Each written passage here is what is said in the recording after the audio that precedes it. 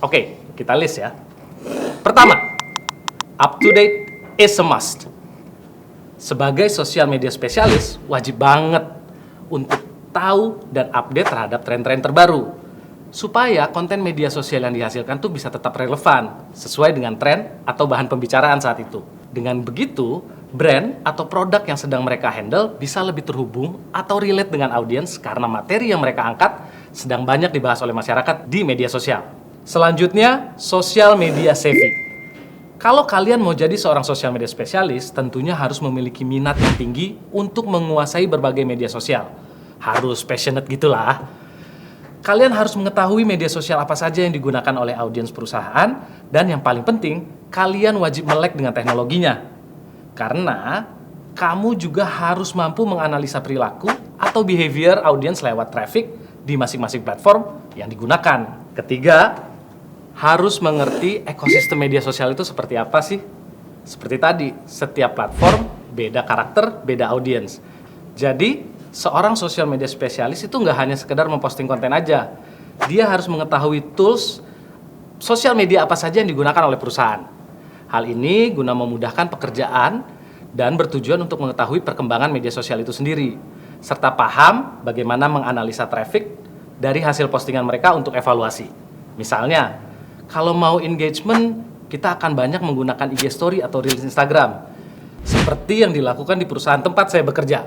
Dulu, kita pernah membuat campaign namanya #dirumah-aja. Tahu dong? Nah, ketika campaign itu dibuat, tujuannya adalah untuk edukasi. Sehingga konten-konten yang kita buat, kita maksimalkan untuk ditampilkan di feed supaya orang gampang save dan kemudian share. Lalu tahun kedua pandemi, kita teruskan kampanye tapi kita ganti nama karena situasi pandemi dan masyarakat yang akhirnya sudah mulai bosan. Kita bikin campaign dengan hashtag namanya jangan nunggu giliran. Going viral juga saat itu. Tapi angle-nya kita bedakan. Kita memaksimalkan fungsi IG Story dan fungsi Reels. Karena apa? Karena kita butuh orang nge-share lebih luas lagi dan bisa menjadi bahan obrolan. Itulah contoh beda dari masing-masing tools di sosial media. Nah, yang keempat nih teman-teman. Kalau kalian mau jadi sosial media spesialis, harus paham juga dengan konsep storytelling. Konten yang akan kalian rencanakan dan dibuat ketika menjadi sosial media spesialis harus bisa memberikan edukasi dan informasi yang tepat kepada audiens dari konten yang akan disampaikan. Jangan sampai malah jadi miskom dan akhirnya timbul hoax. Kan itu beresiko banget. Balik lagi, namanya media sosial tujuannya kan untuk bersosialisasi. Jadi perlu ada dialog di dalamnya.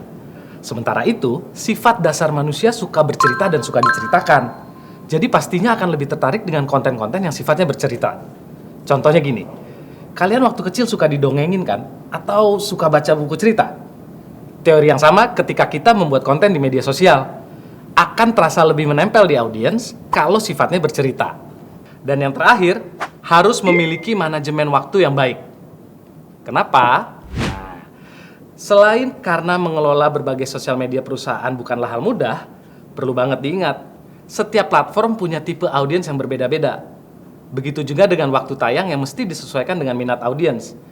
Jadi, sosmed spesialis harus banget mampu membagi waktu yang tepat, karena nantinya mereka juga akan membagi konten plan dan mempostingnya sesuai dengan jam aktif audiens.